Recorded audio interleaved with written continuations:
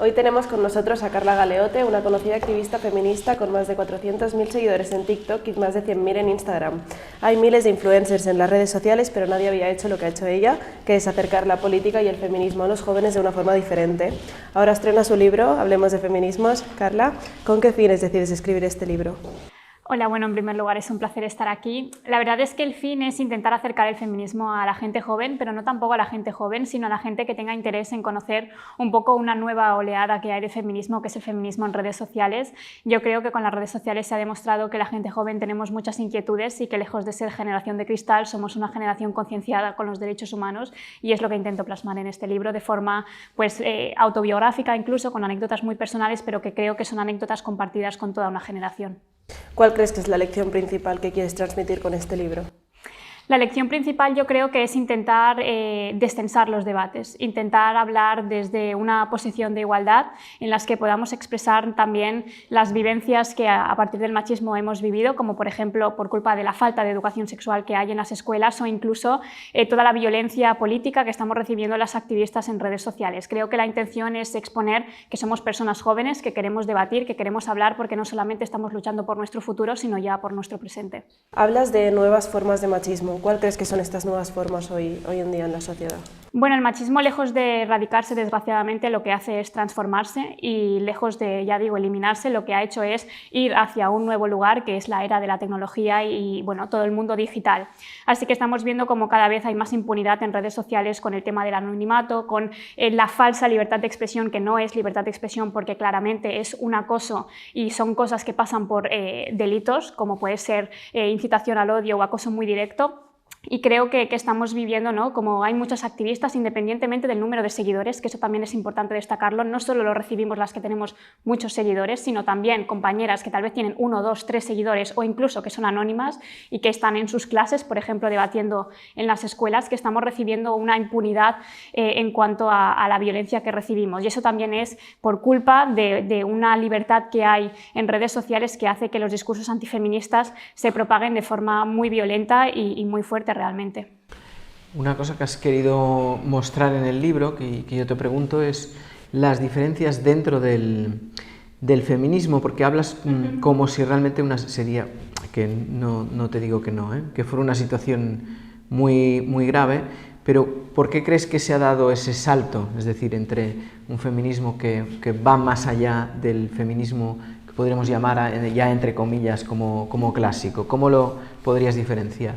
Bueno, de hecho en la portada, que por cierto la ha hecho Tres Voltes Rebel, se intenta, ¿no?, exponer que el feminismo no solo es uno, sino son muchos, por eso el título es tan plural, es Feminismos, y creo que aquí es donde hablamos de la diversidad que hay dentro del movimiento. Se intenta decir, sobre todo en medios convencionales, que lo que hacemos es discutirnos entre nosotras, como si discrepar fuera algo negativo. Realmente el feminismo, reitero, no es uno, son muchos, y es normal que haya un intercambio de opiniones y es normal que tengamos puntos en desacuerdo. Al final sí que tenemos un objetivo común, que es una sociedad feminista, pero dentro de eso disentimos entre nosotras, y creo que es positivo. No creo que sea algo negativo, sino que es algo positivo que enfoca precisamente la libertad de pensamiento dentro de un movimiento, pero por supuesto esa libertad no pasa por ejemplo, negar que las mujeres trans sean mujeres, o por ejemplo que las mujeres que practican la religión musulmana no entren dentro del feminismo.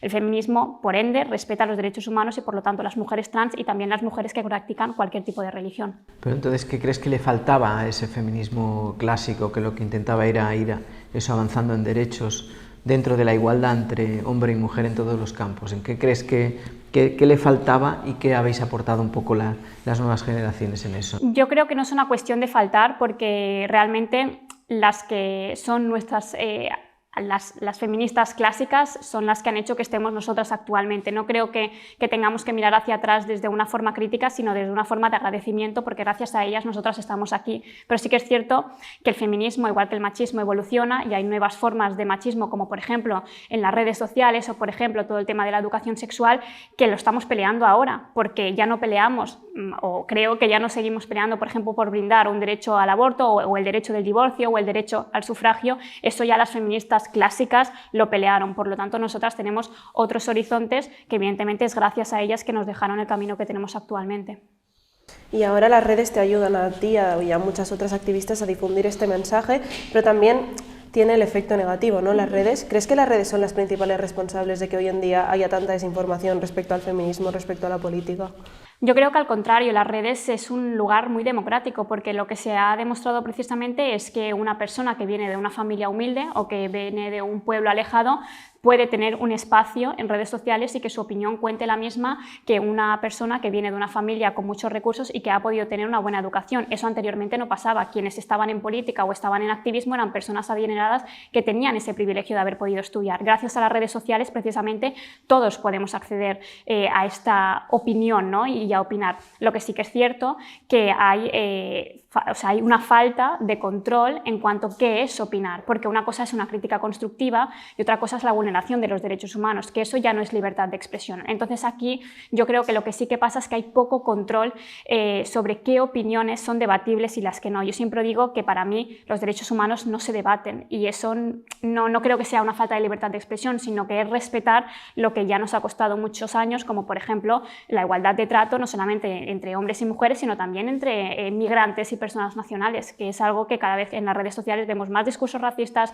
más discursos en contra del colectivo LGTB, incluso negando su existencia o incluso negando la violencia de género. Eso para mí no son opiniones, eso para mí es vulnerar los derechos humanos, y creo que aquí sí que debería de haber un control. Claro, porque no hay ningún filtro en cuanto a informaciones falsas, desinformación. ¿Cómo te enfrentas tú a esto? O sea, ¿cuál crees que es tu papel para diferenciarte de esta falsa información que se difunde tan fácilmente? Porque, como dices, realmente todo el mundo tiene acceso. Exactamente. Yo creo que lo que está pasando es que nos creemos que, por ejemplo, yo soy un canal de información. Yo creo que no soy un canal de información ni un canal de comunicación. Yo creo que vosotros sois el canal de comunicación y los que tenéis que ser muy rigurosos porque sois un medio de comunicación. Yo en mi caso soy una persona que da las opiniones y entonces evidentemente cometo errores como todas las personas. Y yo creo que es importante que entendamos que las redes sociales no son el telediario, son espacios donde podemos opinar, y allí es importante tener en cuenta la importancia de los medios de comunicación convencionales, que tienen que evidentemente pasar unos filtros de rigurosidad y de respeto a las normas comunicativas, que después también estamos viendo que abrimos el telediario y hay mucha manipulación. Pero tú eres consciente de que mucha gente, y sobre todo las generaciones más jóvenes, a veces solo se informan a través de TikToker. Bueno, ellos y ellas en ese caso creen que se informan a través de TikToker. A mí me llega, ¿no?, pues de personas más jóvenes que te dicen que quieren debatir sobre un tema porque se han interesado a través de TikToker. Entonces eso es una responsabilidad añadida, a no ser que vosotros también digáis y intentéis influir en el sentido de, ojo, que donde tenéis que ir es a buscar informaciones a los medios de comunicación, en principio clásicos, ¿no? Es decir, O sea, sí que es cierto que yo creo que las personas jóvenes hemos tenido que crear un canal como es TikTok, porque desde los medios convencionales no se nos ha dado nuestro espacio y no se nos ha dejado que podamos debatir, porque hay esa falsa creencia que las personas jóvenes somos generación de cristal, que no tenemos interés por la política ni los derechos humanos. Yo, si hace un año me dicen, Carla, vas a tener un canal de TikTok donde vas a hablar de política y de feminismo y te va a ir bien porque vas a ver, como muchos compañeros y compañeras que hacen lo mismo que hago yo, no soy la única, pero vas a ver que hay gente que tiene interés, yo me hubiera reído de cómo en TikTok, que solo es bailes, hay gente joven que se interesa por ello. Yo también tenía prejuicios sobre la red social en la que actualmente estoy, porque hay esos prejuicios sobre la gente joven, pero después te das cuenta que no es que no nos interesemos, es que no teníamos un espacio en el que poder debatir en igualdad de condiciones, porque realmente, sobre todo se vio con la pandemia, que incluso se culpabilizaba a la gente joven de la propagación del virus y eran 6 personas en los medios de comunicación y no había ninguna persona joven defendiendo nuestra postura. Entonces creo que los medios nunca han querido contar con nosotros y entonces nos hemos tenido que crear, bueno, pues nuestro propio espacio y bueno, evidentemente hay una responsabilidad, pero no se me puede a mí exigir o a las personas que hacemos activismo, porque realmente estamos haciendo activismo, una responsabilidad que creo que tiene que venir por parte de un Estado y por parte de unos medios de comunicación, del cual es su trabajo. Nosotros hacemos activismo. En todo caso, pero sí advertir que no tenéis la verdad a través de TikToker. Sí, siempre. Pero hay gente que cree que sí, que la tenéis. Claro, ¿no? Ese es el engaño. Hay una cosa antes que decías, que es la educación sexual. ¿Sigue siendo, o sea, consideráis que es ineficiente, que es poco útil lo que se enseña, por ejemplo, en secundaria? Porque uno tiene la impresión, ¿no?, de que con el paso de los años, pues eso va a mejor, se supone, ¿no? Quien tuviera ahora, pues eso, pues 60, 65, 70 años puede pensar, bueno, yo cuando iba al instituto, pues sí que entonces sí que había una carencia, ahora entiendo que no, ¿no? ¿Realmente hay una carencia, tú crees? Hay una carencia, y si las personas de 60 años dicen nosotros estábamos peores y ahora estáis mejor, es gracias a un movimiento feminista que ha peleado esa libertad sexual. Eso, por supuesto, por eso las feministas clásicas nos han dado muchísimo actualmente. Eso no implica que ya esté todo ganado, falta hablar. La educación sexual que recibimos actualmente es de un día, en mi caso fue una charla, es heteronormativa, por lo tanto no hay una diversidad de las relaciones LGTB, no se habla de ellos, y sobre todo nos comentan siempre en cuanto a mujer la prevención, cómo no nos tenemos que quedar embarazadas, todo lo de las enfermedades de transmisión sexual, anticonceptivos, y a los hombres, bueno, pues con un plátano poner un condón. Eso no es educación sexual, eso es una prevención que es necesaria, pero no es suficiente, porque ya vamos un paso más allá. Estamos en un tiempo donde estamos debatiendo qué es el consentimiento. Que no sepamos lo que es el consentimiento, que incluso se banalice con que vamos a tener que firmar un contrato sexual porque hay personas que no saben cuándo es un sí y cuándo es un no y cuándo es un tal vez, que sigue siendo un no, eso es falta de educación sexual, porque no concibimos las relaciones sexuales desde un punto de igualdad en cuanto lo importante es el deseo, sino que lo concibimos más como una relación de superioridad heteronormativa del hombre hacia la mujer. Entonces falta muchísimo por seguir trabajando, especialmente para entender qué es el consentimiento, y después ya hablamos de deseo, porque hay muchas relaciones consentidas que no parten de una base de deseo, y eso es una agresión también. ¿Y no crees que las redes fomentan mucho esto? Sí. Yo creo que las redes lo fomentan, primero de todo, porque la principal fuente de conocimiento de los adolescentes en cuanto a sexualidad es el porno. Se estima que en España la primera vez que los adolescentes de media ven porno es a los 8 años. Eso no es educación sexual, eso es una falsa creencia de lo que es las relaciones basadas en la desigualdad y en muchos casos en violencia, porque la mayor página, que no diré el nombre, pero la mayor página internacional de porno tuvo que eliminar más del 60% de contenido porque se basaba en violaciones a menores. Entonces, hay una de dos: o dejamos que los adolescentes sigan educándose con el porno, porque lo van a seguir haciendo, o lo ponemos en las escuelas públicas con profesionales, con profesores y con profesoras que sepan de la materia y que podamos hablar realmente de relaciones sexuales sin ningún tabú, para entender que es también cuidarnos mejor y es una sociedad más feliz. ¿Tú has recibido feedback de personalidades para decir, vale, lo que estoy haciendo yo en redes realmente va a llegar a las esferas políticas? No sé si va a llegar a las esferas políticas. Sí que es cierto que a veces, yo cuando empecé tenía como esa proyección de querer llegar a las esferas políticas, ¿no? Que los políticos me escuchasen para intentar cambiar un poco desde mi punto de vista, pero me he dado cuenta que a veces es más importante que te escuche la base. Y a mí me gusta que entre las personas adolescentes me digan, mira, pues mira, me he replanteado y tal vez esta relación sexual no sé si fue del todo consentida, no sé si realmente quería o no quería, o incluso muchos hombres que me han dicho, mira, pues he hecho una autocrítica, evidentemente no hace falta criminalizar a nadie, todos somos hijos e hijas de un sistema que nos ha educado desde el machismo, pero educarnos y autoeducarnos creo que es bonito, y a mí me importa más eso. Perdona. No te preocupes. ¿Tú crees que los políticos están preparados para escuchar a la gente joven? No todos, pero creo que tampoco interesa. O sea, yo creo que es igual que los medios de comunicación. Se nos relega siempre, y creo que es importante, y cuando se habla de las personas jóvenes es porque se acercan las elecciones. Entonces, bueno, pues hacemos un meeting y llamamos a los 4 jóvenes de siempre, que parece que solo somos 4, que eso también es una cosa que desde aquí reivindico, porque precisamente el asociacionismo juvenil por ende no es jerárquico, es horizontal, y parece, ¿no?, que siempre somos los mismos, cuando yo, y es un poco lo que intento también explicar en este libro, yo no puedo hablar por una mujer trans o por una mujer lesbiana o por una mujer negra porque no formo parte de esos colectivos. Entonces yo creo que hace falta muchísima escucha. Creo que en todas las esferas, ¿no?, pero especialmente en las personas jóvenes. ¿Crees que ha sido un poco toda esta polémica de la ley del sí es sí como contraproducente? Porque ha desenganchado a muchas personas que dicen no entiendo nada al final, ¿no? Con enmiendas, al final con las distintas posiciones entre PSOE y Unidas Podemos, ¿no? Eso tú lo intentas explicar, eso es muy complicado. ¿Cómo has recibido? Porque yo creo que a mí me da la impresión de que mucha gente se ha desenganchado, lo que es una cosa bastante negativa, porque en principio la ley era y es positiva. Sí. Es cierto, o sea, yo creo que en las izquierdas y en el progresismo siempre tenemos un problema y es que siempre hay mucha diversidad de pensamiento que si no se gestiona bien eso crea divisiones en el marco exterior que hay algunos medios de comunicación que aprovechan como símbolo de debilidad. Yo creo que el opinar distinto siempre es positivo y además es una cosa categórica de las izquierdas, ¿no? Porque existe una diversidad de pensamiento y un pensamiento crítico que no creo que exista tanto a nivel de partidos de derechas. En cambio, en la izquierda somos más plurales y más diversos y por eso siempre debatimos, pero evidentemente el tema de la ley solo sí es sí, yo creo que incluso una mala explicación de esta, que bueno, cada quien que haga la autocrítica de si ha sido por una mala explicación del Ministerio de Igualdad o por una mala explicación de los medios de comunicación o porque no nos hemos informado suficiente como personas ciudadanas. Yo creo que es un poco de todo, pero sí que ha causado que haya personas que no entiendan lo que está sucediendo y yo creo que parte siempre de la base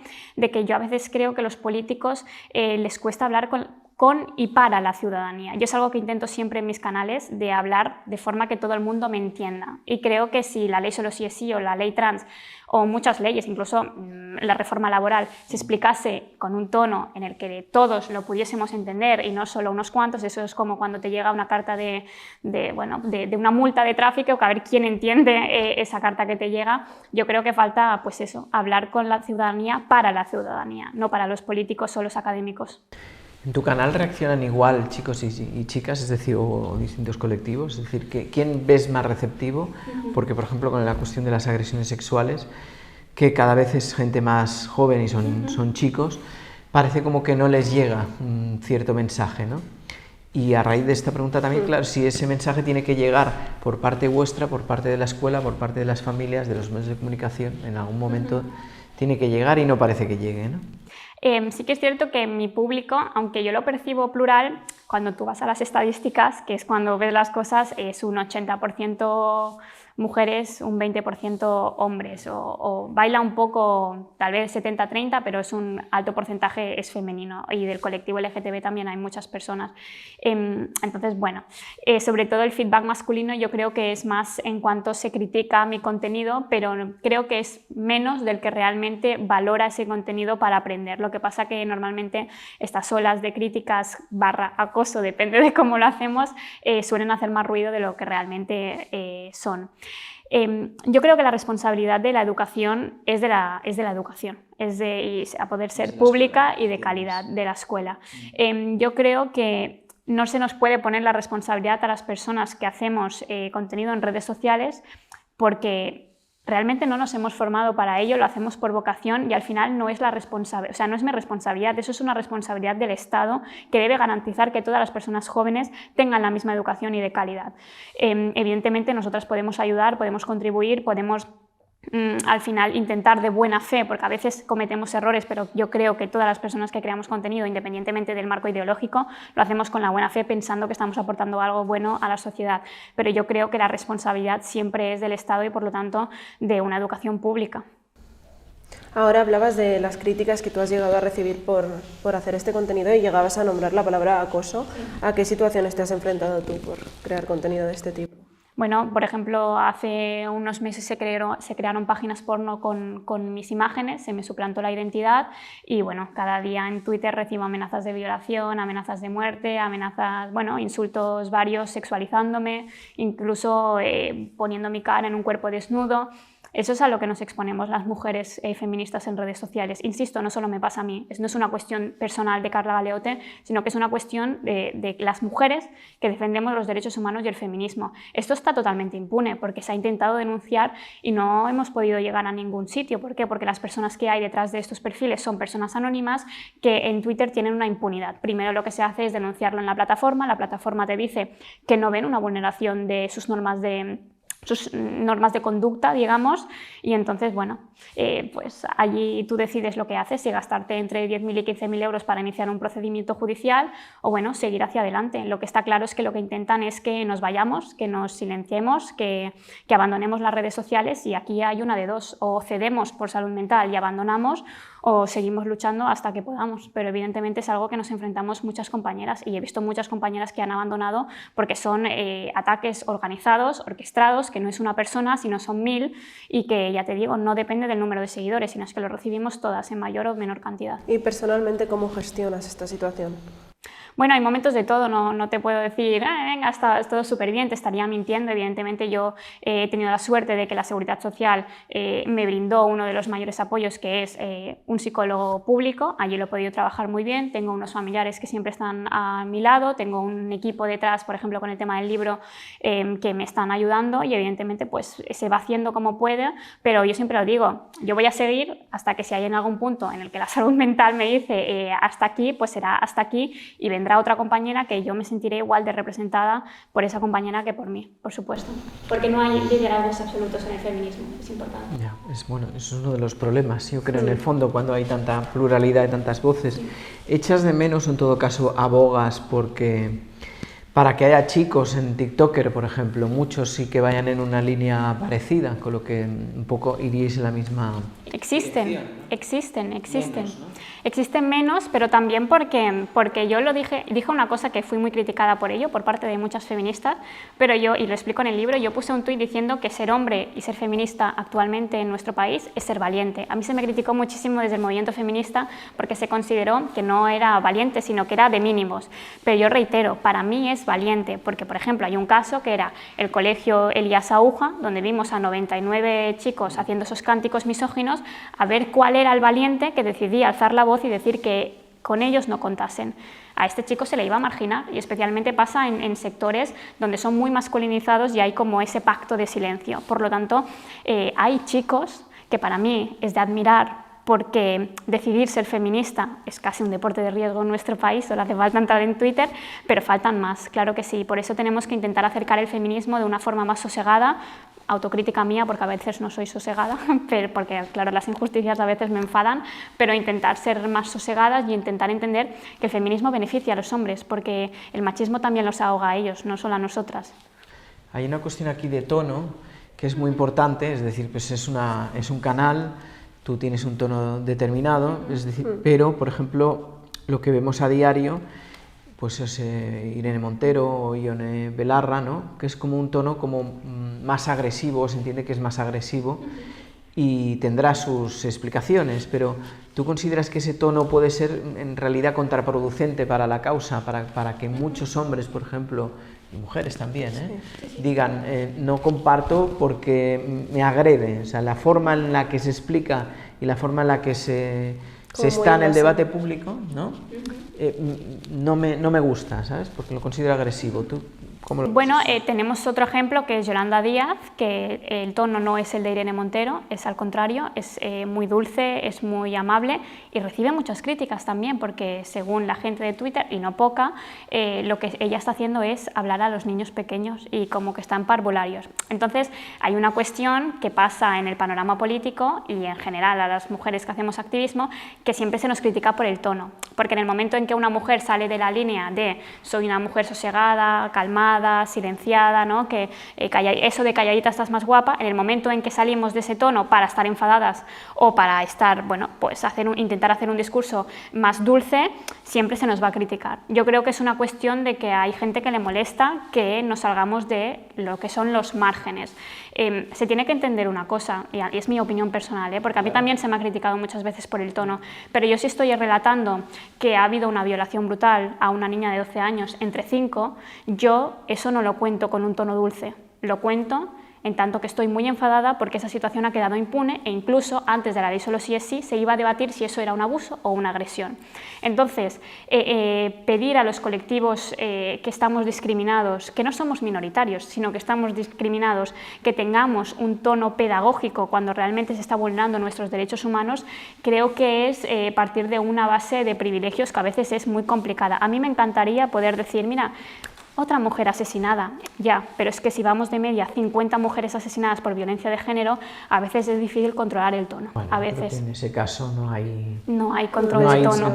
No hay una posición de tenue, o sea, yo creo que hay hombres y mujeres que en eso sí que lo tienen claro, pero en tu caso, claro, no, estamos hablando de mujeres, pero ¿cuál es el tono que tú prefieres, pero en general para el debate público, sean hombres, mujeres, ¿no? Da igual. ¿Cuál es el tono que a ti te gustaría en el debate público en general, en la política, en A mí los medios? personalmente me llama muchísimo más la atención un tono que se nota que lo vive y que lo siente y que lo nota como suyo. A mí los discursos que se nota que están aprendidos, que están estudiados en un despacho, que son planos, a mí personalmente no me inspiran esa confianza de decir, esa persona luchará por mis derechos. Yo personalmente, tal vez es por edad, pero me gusta más el tono reivindicativo y el tono de decir, ¿ves? Esta persona que está en un despacho y es político o política, entiende mi sufrimiento y mis desigualdades. Antes hablabas de que los políticos muchas veces se acercan a la gente joven cuando se acercan elecciones. Ahora se acercan elecciones y hemos visto que muchos políticos están entrando en TikTok, en Instagram. ¿Cómo ves esta situación? ¿Crees que están preparados para hacerlo? A ver, me genera cierta ternura, ¿no? No, yo creo que es bonito, o sea, al final hay una brecha intergeneracional, es normal. Yo creo que las redes sociales abren los espacios a todo el mundo. A mí me parece bien que los políticos empiecen a hacer contenido en TikTok, pero insisto, a mí no me importa tanto que hagas contenido en TikTok, sino que después, cuando se debate una ley en la que las personas jóvenes estamos allí, que se nos llame a las asociaciones de gente joven, a las universidades, a la educación secundaria, a los sindicatos, que también hay sindicatos jóvenes, y que se les pregunte la opinión a la gente que nos representa, porque hay representantes jóvenes. Si haces un TikTok o haces un tren, bueno, eso me es indiferente. Me importa más que después, cuando hagas una medida concreta, en los despachos también nos llames, no solamente cuando hay visualizaciones o cámaras. ¿Y crees que los jóvenes ahora tienen más interés en política en general? Yo creo que siempre lo han tenido, porque yo miro la generación de nuestros padres y claro, la generación de nuestros padres pelearon el matrimonio igualitario, pelearon el derecho al aborto, pelearon la sanidad pública, claro, pelearon incluso, ¿no?, una jornada laboral digna. Yo creo que siempre ha estado ese interés en las personas jóvenes, lo que pasa que ahora tenemos el canal de redes sociales que tal vez se percibe más, pero yo creo que siempre ha estado, porque si no, no tendríamos los derechos que tenemos actualmente. Y de cara a la previsión, ya para acabar, del libro, ¿qué esperas? Con este libro, ¿qué previsión de ventas tenéis? ¿Dónde has llegado? O sea, ¿qué feedback has recibido al saber que ibas a sacar un libro? La verdad es que previsión de ventas prefiero no pensarlo, porque a veces con el mundo de las redes sociales somos muy numéricos, ¿no? Visualizaciones, seguidores, me gusta, retweets, y yo prefiero no pensar en ello. Yo simplemente, con que este libro le llegue a una persona, me da igual quién sea, que le haga reflexionar. Al final yo creo que lo bonito de este libro es que, por mucho que yo exprese mi opinión, creo que abre mucho el debate. Mis padres han podido leer el libro antes de que saliera y generamos un debate, ¿no? Porque creo que, independientemente de si estás más de acuerdo o no, por ejemplo, aquí hablo del mundo del deporte, ¿no?, que eso siempre genera un poco de controversia, creo que lo que hace es reflexionar y es un pensamiento crítico, independientemente de lo que pienses, y eso es lo que a mí me interesa, que se reflexione y que la gente joven piense y que la gente adulta también reflexione y haga autocrítica. ¿Qué te han dicho tus padres? Mi madre me dijo una frase que me gustó muchísimo, era más una crítica, pero yo dije, mamá, esta frase me la cojo como mía. Ella me dijo: Carla, yo no sé si este libro es feminista, es autobiográfico o es de denuncia. Y yo le dije, mira, pues eso que me lo dices como una cosa así, un poco una crítica, es realmente lo que es. Y mi madre entendió perfectamente el mensaje del libro sin ella saberlo, ¿no?, porque me dijo, no sé, tal. Y realmente es un libro muy autobiográfico en el que expreso algunas situaciones que hemos vivido, desgraciadamente, muchos adolescentes, porque sí que es algo que hablo mucho con mis amigas, que intenta denunciar una situación gracias al feminismo, y por lo tanto por eso es un libro feminista, porque precisamente expone que hay conductas que no son aisladas, sino que hemos vivido la mayoría de las mujeres jóvenes y mujeres en general, pero especialmente mujeres jóvenes, porque es un libro desde una perspectiva joven, que hemos vivido y que no son coincidencia, que durante mucho tiempo pensábamos que era una simple coincidencia de mira, también te ha pasado esto, pero que realmente es algo sistemático que se llama patriarcado. Pues muchísimas gracias, Carla, ha sido un placer. Gracias a vosotros, de verdad. Mucha suerte. Gracias.